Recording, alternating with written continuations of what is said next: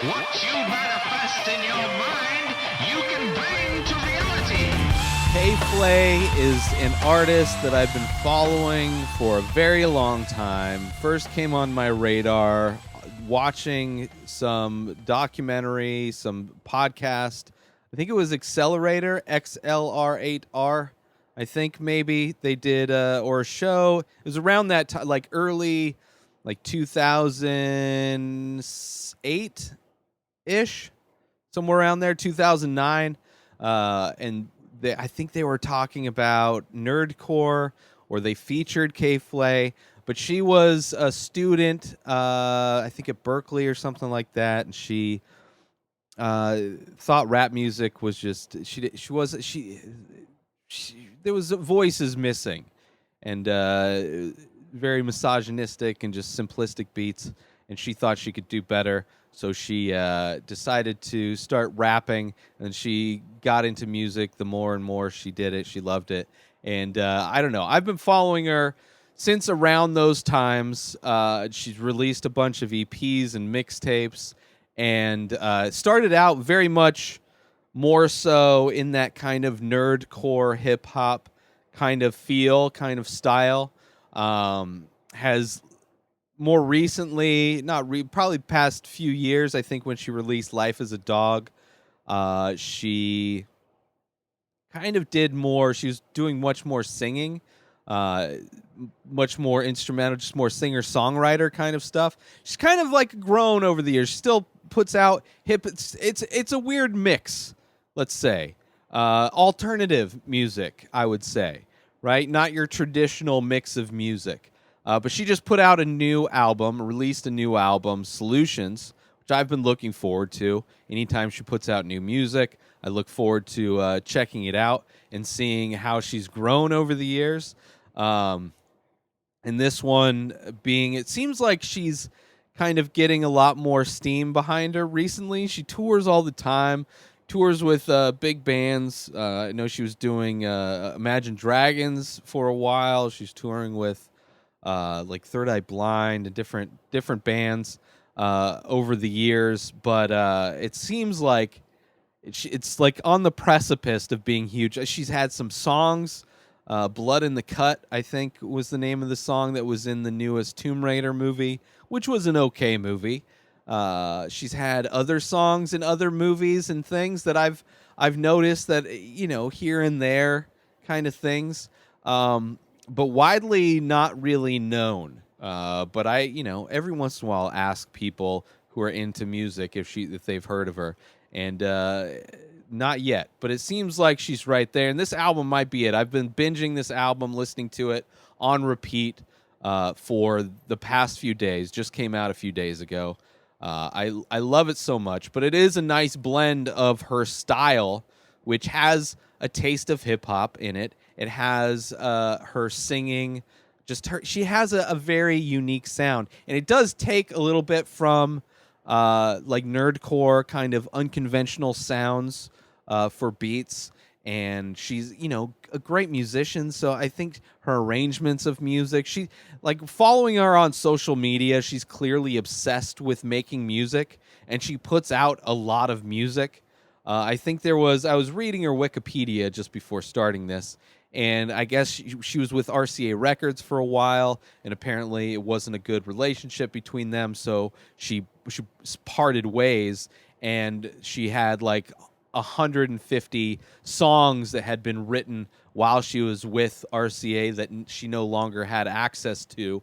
But the thing is that I enjoy about her and a lot of artists are the artists that work, that it's like they're not scared to put out new work. Like stand-up comedians, it's putting out new work. Once they put out their first special, if you want to get that roll going, you got like 2 years, work out a new hour of material and then put that out. And then before you know it, you're like Tom Segura, and after 10 years, you got like 10 specials out.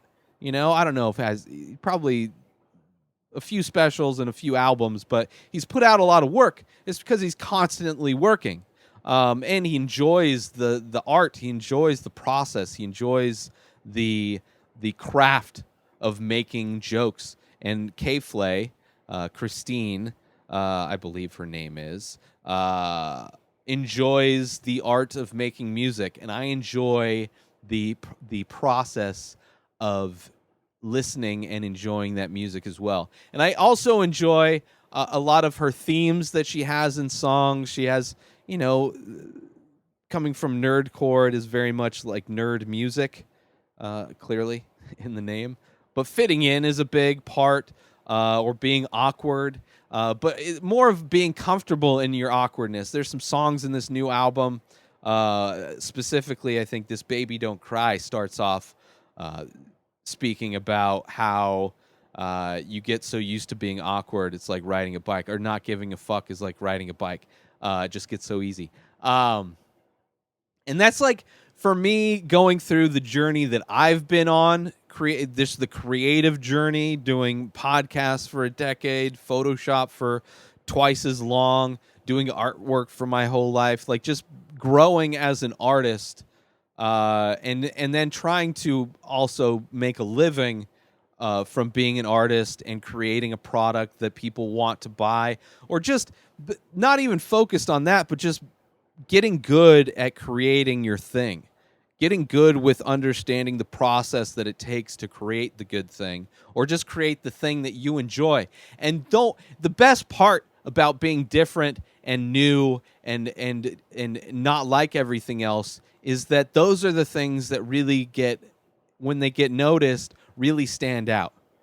Because it's one thing to be so generic that you're doing the same thing the same way everybody else is doing it, but it's completely different when you bring your own style. You don't give a fuck about what people say. You believe in yourself. You believe in the experience that you've built over the years, and you put out a product that you enjoy, that you love, a piece of art that you enjoy, that you hope other people enjoy and hope other people get a lot out of. And I enjoy her music. As diverse as it is, you'll listen to some like banger fucking hip-hop tracks on one EP, and then it's like just slow, melancholy, sadness songs. But either way, there's a love and a passion that I think shines through, and I'm just a huge fan. Huge fan, will always support K.Flay, and hope everybody checks her out. K.Flay, F-L-A-Y. Everywhere music is found. Everywhere music is found. So if you have Apple Music or Spotify, go check it out. It's different stuff. It's different stuff that I think is like music as a whole. Just listening to a lot of contemporary, like alternative music. It's very much like a blend of a lot of things that she's been doing for the last decade, and I think doing better than a lot of people. And I enjoy her new CD, her new album, Solutions. Would love to get her music on vinyl. I don't know how much, if any, is available on vinyl. I would imagine Solutions is, but it's definitely an artist that I would like to start collecting in analog form, even though it is very much a new age way of making music. It has a mix of instruments and the raw feel of an instrument, but also, you know, produced sounds from soundboards that are just, it's awesome stuff. So check your stuff out, K.Flay. Huge fan, and thank you. It's very fun music, right? Inspirational, some love songs,